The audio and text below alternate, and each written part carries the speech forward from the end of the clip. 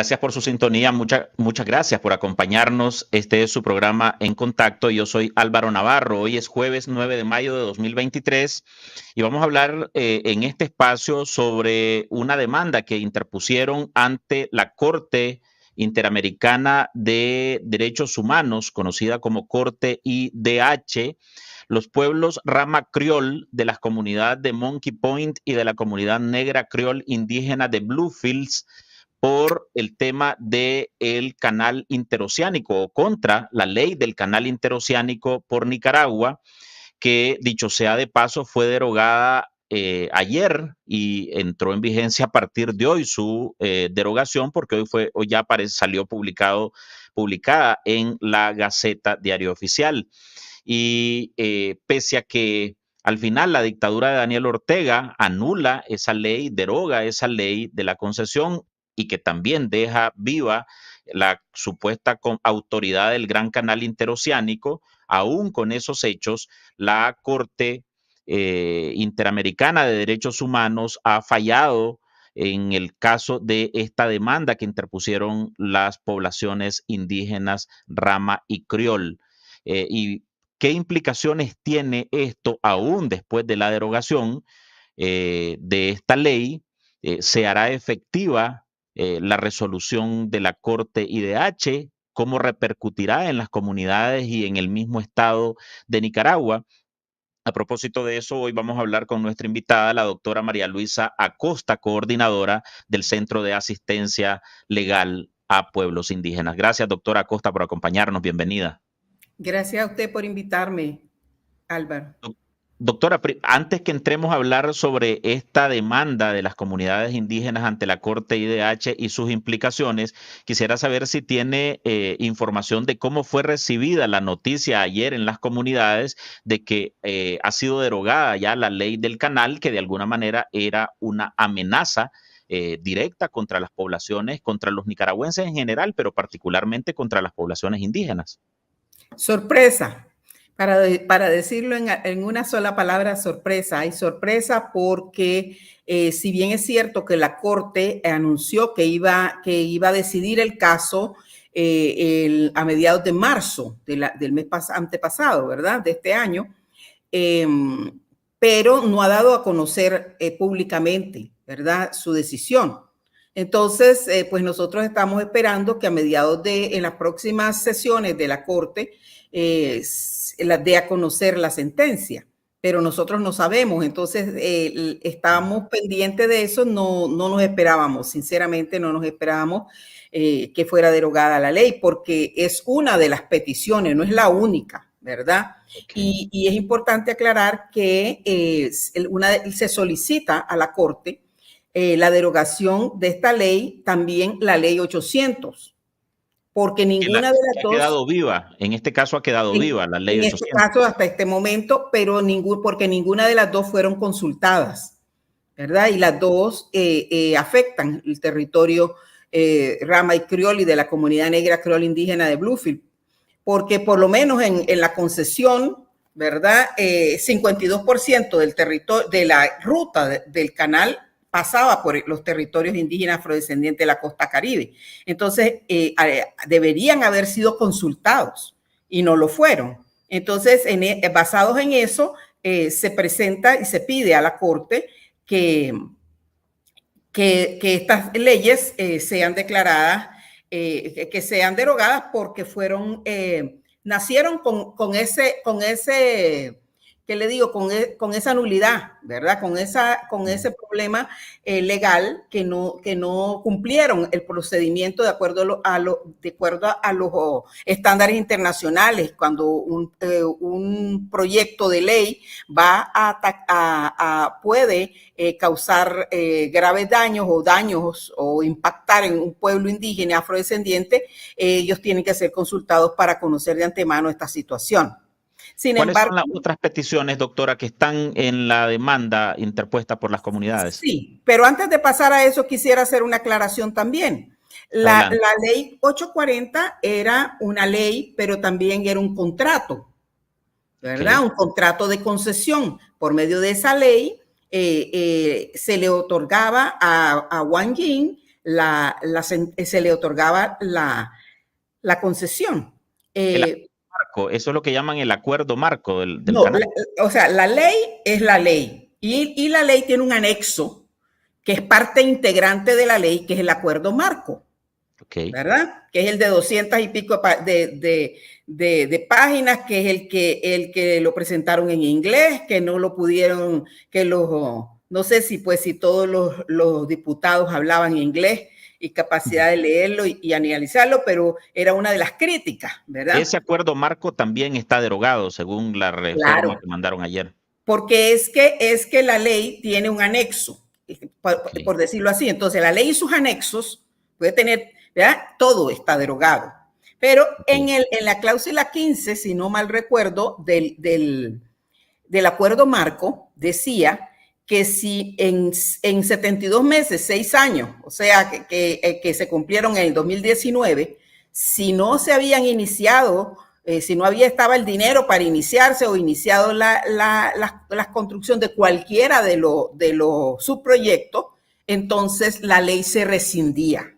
¿Verdad? Como es un contrato, tenía una cláusula rescisoria, ¿verdad? Una cláusula que lo declaraba nulo si esto ocurría. Y llegaron los 6 años y no hubo dinero, pues, ni ninguno de los subproyectos fueron iniciados.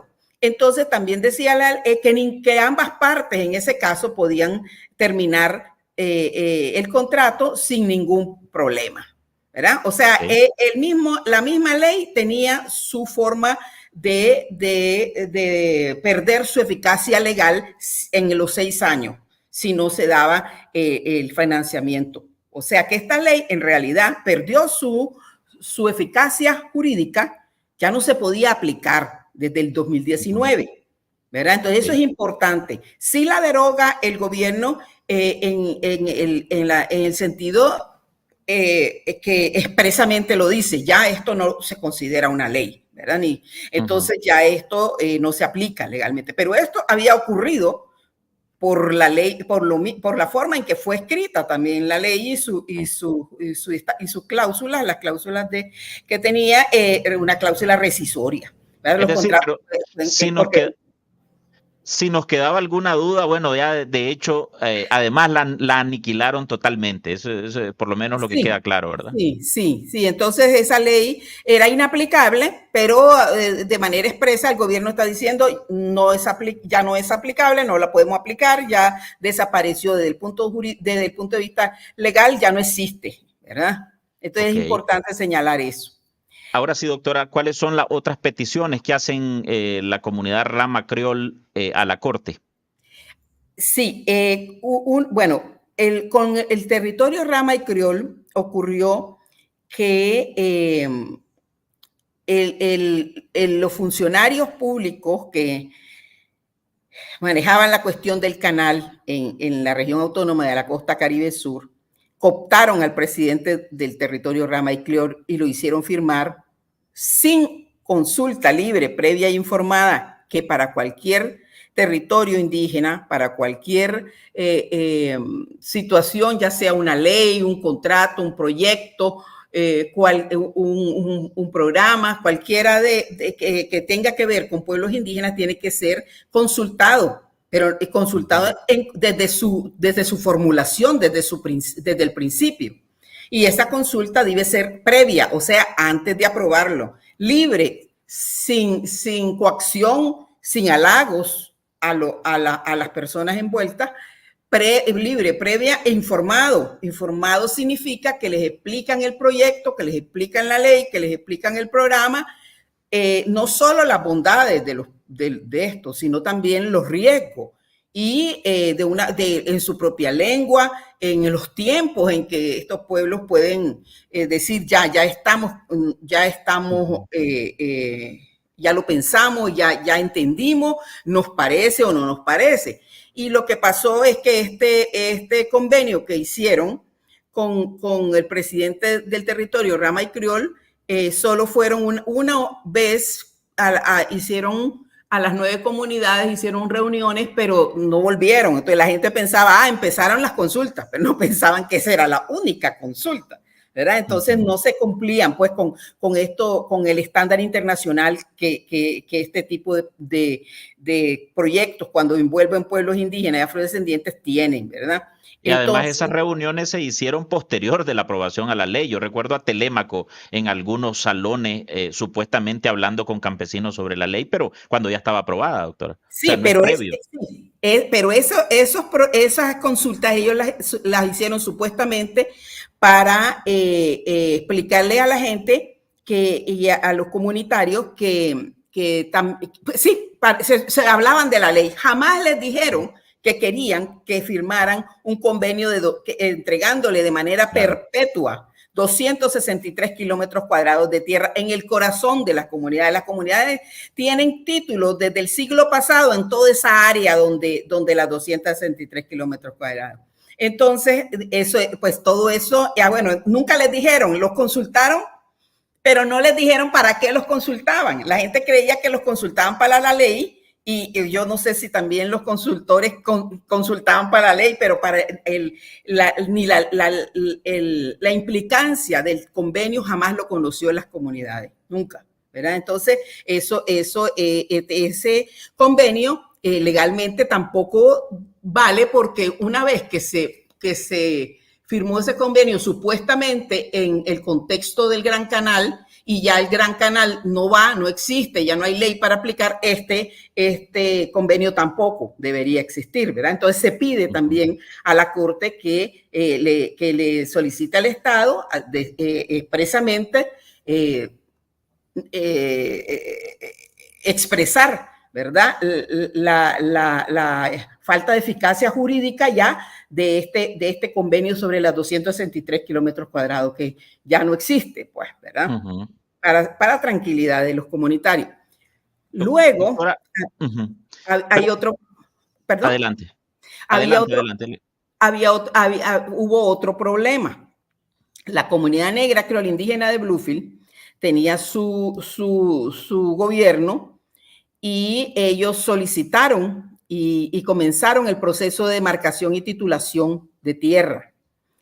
Y ya les habían aprobado una cierta cantidad de tierra, que no me acuerdo exactamente, pero una buena cantidad de tierra se la habían apropiado. La CONADETI se la había aceptado cuando ellos presentaron su documentación y todo. Cuando vino lo del canal, inmediatamente pararon eso. Estos funcionarios locales crearon un gobierno paralelo. El alcalde, la gente del Consejo Regional, todos ellos eran los miembros ahora del supuesto nuevo, lo que llaman en la costa, pues un gobierno paralelo, y desplazaron a las comunidades elegidas legalmente por la gente, por los comunitarios. Y entonces eso tuvo como consecuencia que también desplazaron a los miembros de las comunidades en la Comisión de Demarcación y Titulación y le dieron solo 7% del territorio que ellos solicitaban, dejando todo lo demás para facilitar el proyecto del Gran Canal. Entonces, doctora, ¿cuál es el riesgo? ¿Cuál es el riesgo con esto de dejar viva la ley de la autoridad del Gran Canal? ¿Ustedes creen que el canal con la decisión de derogar la ley 840 ha sido enterrado totalmente o todavía hay una posibilidad de esa amenaza que blandió Daniel Ortega desde el 2012? Sí, ahorita le contesto eso, pero quisiera terminar lo del tema. Entonces, otra cosa que se pide es que se retrotraiga ese proceso de la demarcación y titulación del territorio de la comunidad negra creola indígena de Bluefield al momento en que se otorgó la concesión y empezaron todas estas irregularidades, ¿verdad? Para que ellos sigan su proceso y lleguen a la final como debería haber sido sin todas estas violaciones al debido proceso legal, ¿verdad? Entonces, eso es otra petición. Bueno, ahora le respondo. No, yo creo que la ley, por eso se pidió también la derogación de la ley 800, porque la ley 800 es la que crea el marco legal del Gran Canal. Y también, pues, por eso tiene la comisión que lo promueve. Entonces, al dejarlo vivo, esta comisión actuaría y podría impulsar nuevamente otro canal con otros personajes o otros proyectos con otras personas y en otras circunstancias, pero estaría facultado para ello, ¿verdad? Sin embargo, pues consideramos que es una ley también que fue... se presentó en su momento, en el 2012, un recurso de amparo que todavía está en la Corte Suprema de Justicia, jamás contestaron, y también se pide, en el caso que la ley 800 sea derogada. Pero además el gobierno en el año 2000 creo que hicieron una reforma constitucional y pusieron en el artículo 102 que es una aspiración de todos los nicaragüenses tener un canal y que se va a seguir impulsando pero que para ello van a haber una legislación. O sea, esa legislación se tendría que volver a crear porque ya la 840 sabemos que ya no serviría para eso y tendría que ser en otros términos y de cualquier otra forma y con otros personajes, tal vez otros países, los mismos, no sé. Pero en todo caso, si ellos tienen algún interés de realizar cualquier proyecto en territorios indígenas, tienen desde el momento en que están formulando eso, tomar en cuenta las comunidades y realizar todo este proceso de consulta libre, previa e informada, porque esa es la norma internacional para que estos pueblos para proteger a estos pueblos en sus derechos territoriales, en su cultura, en su lengua, en su forma tradicional de vida, ¿verdad? Entonces, ¿cree, doctora, que habría alguna flexibilización de parte de las comunidades indígenas, de los Rama y Criol, de que si, bueno, la dictadura pretende entregar la concesión a otro empresario, a otro inversionista o a otro país e impulsar ese proceso de consulta, de convencimiento, de incluirlos incluso de alguna manera, valga la reiteración, en el tema en el proyecto? ¿Usted cree que hay algún cambio de posición de parte de los comunitarios? Yo creo que el que debería cambiar de posición es el gobierno, porque el problema fue que en ningún momento los tomaron en cuenta, en ningún momento respetaron sus derechos, en ningún momento los informaron de qué es lo que estaban haciendo. Me explico, hubo mucha coacción, hubo mucho engaño, hubo mucha cuestión por debajo de la mesa. Y bueno, eso es lo que no, y no hubo flexibilidad para hablar con la gente. Por ejemplo, a la comunidad negra, que es la indígena de Bluefield, jamás la consultaron ni de la ley. Hicieron que, o sea, les quitaron la tierra y dijeron, bueno, ustedes no existen y no tienen tierra. Entonces, en esos términos, yo creo que ninguna comunidad, ningún pueblo puede trabajar cuando la contraparte lo desconoce, ¿verdad? Y respeta sus derechos, no tiene en cuenta. Entonces, en esa medida, ese es el problema y eso es lo que plantea la demanda ante la Corte Interamericana, la falta de consulta en las dos leyes, la poca buena fe que hubo para hacer firmar el convenio a este señor, la forma en que manejaron en la demarcación y titulación de la comunidad negra creol indígena de Bluefield, desconociendo sus derechos, ¿verdad? El saneamiento que no se ha realizado.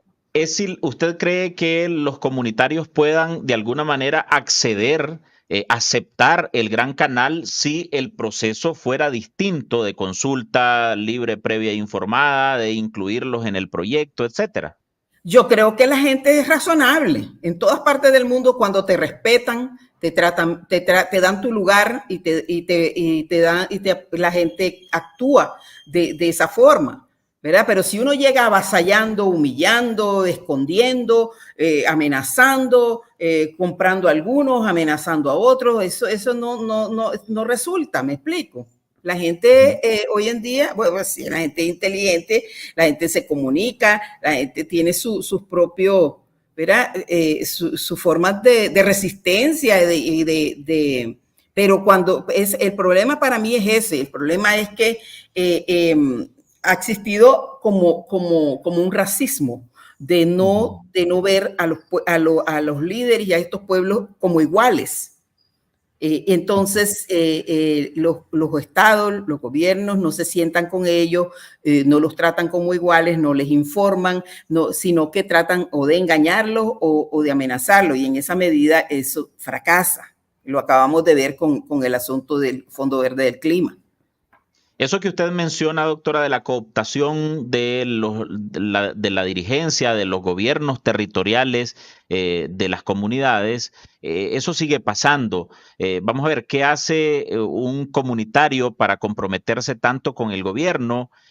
Por razones políticas ha habido gente que ha entregado a sus propias etnias, a sus propios grupos de originarios.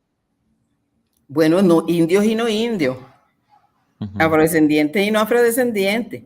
Cuando llegan a tu casa y te dicen, bueno, si no haces tal cosa, vas preso, va presa tu esposa, todos tus parientes que están en el gobierno quedan sin trabajo. O sea, hay mucha gente sucumbe, pero eso no es legal aquí ni en la China. Bueno, no sé si en la China, pero bueno, eso no es legal, ¿verdad? Y eso no es algo que justifique ni a una parte ni a la otra. Pero esa es cuando yo me refería a la coacción, ¿verdad? Hay coacción. Mira, o te halago, toma, te doy 100,000 pesos, o 50,000 o 10,000, no dan tanto, 10,000 pesos. O te echo preso, te quito a todos tus parientes del trabajo. Entonces, en esa medida, eso se llama coacción. Entonces, ese tipo de comportamientos no son comportamientos que ayuden a que los proyectos que se cumplan en los proyectos lo que establece la normativa internacional de los derechos humanos, que son el consentimiento libre, previo e informado. Y eso no es solo para el Estado de Nicaragua, eso es mundial, eso lo dice la Declaración Americana sobre Derechos de Pueblos Indígenas, la Declaración Universal, la Declaración de Naciones Unidas sobre los Derechos de los Pueblos Indígenas, el Convenio 169 de la OIT, toda esa legislación, y no es de ahora, estamos hablando de legislación que ya tiene 10, 15, 20 años, ¿verdad? Entonces, o sea, si vamos a jugar un juego, vamos a jugar con las reglas, ¿verdad? O el juego se nos puede explotar en la cara. ¿Qué se garantiza el gobierno al tener cooptado el gobierno o los gobiernos territoriales de las comunidades indígenas, doctora? Vamos a ver, ¿qué está en juego en los territorios indígenas para tener un interés de controlarlo todo? Aunque ya sabemos que a Daniel Ortega y a la señora Murillo les interesa controlarlo absolutamente todo, pero en el caso particular de las comunidades, ¿qué persiguen, qué cuidan o qué buscan? Los recursos naturales, ¿verdad? El oro, la madera. ¿No pueden disponer de ellos sin que haya autorización de un gobierno territorial? Pues no podrían, legalmente no. Okay. O sea, cuando la gente quiere avasallar, avasalla, pero legalmente tendría que haber una consulta libre, previa, informada para cualquier proyecto, para cualquier programa, para cualquier normativa política que quieren implementar en los territorios, ¿verdad? Y participación activa y algún tipo de ¿cómo le digo yo? Que también de beneficio, ¿verdad? Pero no así, te engaño y firmame aquí, te emborracho a vos, te firmame allá, toma todo reales por debajo de la mesa. Eso no es duradero. Eso es algo que no solo este gobierno, ni en este momento, ni en este país, eso no va muy lejos, tiene patitas cortas. Y doctora, de eso se trata, pues, del respeto de los derechos humanos de estas comunidades y de cumplir con la normativa internacional de derechos humanos, sobre todo si están promoviendo un proyecto internacional, que la plata viene de fuera. Que el respeto a los derechos humanos es algo que es universalmente reconocido, por lo menos en Occidente, ¿verdad? En Europa, en los Estados Unidos, en América Latina. Esa es la norma internacional. con la que se supone que jugamos todos. Doctora, lo que nos han informado ustedes en Calpi es que la sentencia de la Corte podría salir a mediados de 2024. ¿Qué esperan ustedes en realidad de esa decisión? Pues nosotros esperamos que todas las solicitudes sean cumplidas. Porque mira, fue un proceso bien largo. O sea, nosotros empezamos en el 2013, ¿verdad? Hace 11 años. ¿Verdad? Primero estuvimos como, hasta como en el 2000, ya no me acuerdo, hasta el 19 estuvimos en la Comisión Interamericana. Y ese es un colador bien grande. O sea, ahí se explica, se le manda al Estado, el Estado contesta. Nosotros fuimos a Haití porque la Corte tiene, la Comisión y la Corte tienen unas audiencias internacionales, van a diferentes países cuando los países los invitan, ¿verdad? Entonces invitan y bueno, nos tocó ir a Haití con unas lideresas indígenas y ramas, y fuimos, y ahí fue el gobierno también, ¿verdad? Y tuvimos un intercambio, y ellos presentaron sus pruebas y nosotros presentamos nuestras pruebas, y la comisión deliberó, y la comisión llegó a la conclusión de que todas estas violaciones se habían, incluso la comisión aumentó una más, porque nosotros no habíamos lo habíamos dicho implícitamente, pero no habíamos dicho exactamente que había una violación al derecho del medio ambiente sano y saludable. Y la comisión dijo, aquí hay esta violación también. Y como es la comisión la que pasa el caso a la Corte, entonces el Estado tuvo toda la oportunidad del mundo de llegar a un arreglo con los comunitarios, tuvo la oportunidad del mundo de presentar su caso, lo presentó y presentó sus pruebas. O sea, esto que vamos a ver de esta sentencia no es una cosa, no es la sorpresa que tuvimos nosotros ayer. No, este es un proceso que ha venido largo y que ellos se han dado cuenta y se han enterado. Ahora, doctora, ¿cómo fue todo este trámite? Porque, bueno, el derecho internacional o las condiciones para llevar un caso hasta la Corte Internacional, a la Corte Interamericana de Derechos Humanos, implica que debía de pasar por tribunales nacionales. Los comunitarios también agotaron esa vía, pudieron introducir recursos ante las instancias judiciales de Nicaragua. 19 recursos. 19 recursos. Entre el 2003 y el 2020.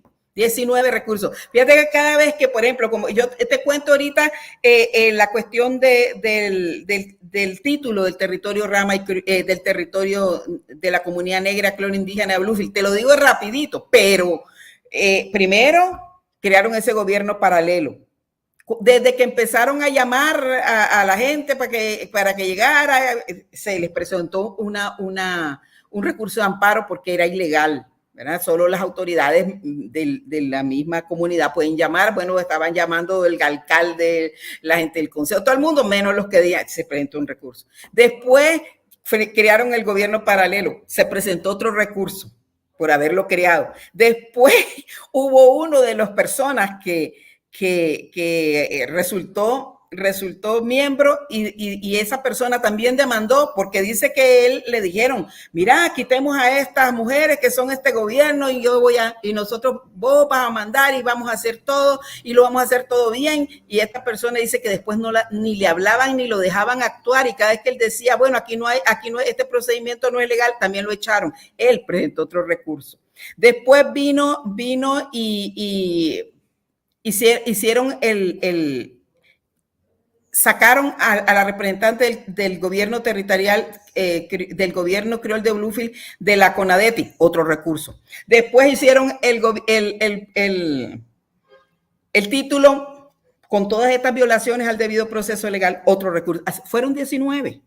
Lo mismo con el caso de los Ramas, cuando hicieron esas consultas, que no eran consultas porque no cumplían, les decían, ustedes aquí un abogado no pueden traer. Las actas solo nosotros las manejamos. Ni se las hacían las reuniones, firmen aquí todo, ya está el acta. Y los otros decían, denme mi acta. Yo, no, las actas son de nosotros. Entonces, me explico. Entonces, cada vez que hacían esas cosas, se presentaba un recurso porque no fue una violación de un día, fue un proceso con un sinnúmero de violaciones. Y todos esos recursos sirven para documentar qué fue lo que pasó. Luego la gente lee, ahora pasó esto, ahora pasó esto. Ahora pasó. La comisión y la corte son bien escrupulosas leyendo y preguntando. Como le digo, Haití fueron y la Cancillería respondió todo el proceso en la comisión. Y la comisión llegó a esa conclusión, a la corte no llegaron, pero a la comisión todito ese proceso lo hicieron y ahí presentaron sus pruebas y todo, pero entonces, pues si ellos si renuncian al derecho de defender al Estado, pues no podemos hacer nada. Bueno, muchas gracias, doctora, por su tiempo, por sus reflexiones y compartirnos esta situación. Vamos a estar pendientes, por supuesto, de esta resolución de la Corte IDH para mediados del 2024. Gracias, doctora Acosta. Y a su audiencia. Muchas gracias. Gracias a la doctora María Luisa Acosta, una líder indígena, pero además una abogada, defensora de derechos humanos comprometida desde hace décadas por la defensa de las comunidades y ahora también desde hace varios años coordinadora del Centro de Asistencia Legal en Derechos Humanos para Pueblos Indígenas, CALPI. Gracias también a todas las personas que se conectaron con nosotros en esta transmisión. Agradecemos a nuestra audiencia en todas las redes sociales, en Facebook, en X y en YouTube. Recuerde que estas y otras informaciones usted las lee en detalle en nuestra plataforma www.articulo66.com. Por su atención, muchas gracias. Nos vemos mañana con otro tema y otro invitado aquí por Artículo 66. Este es su programa En Contacto y yo soy Álvaro Navarro. Usted que pase una buena tarde.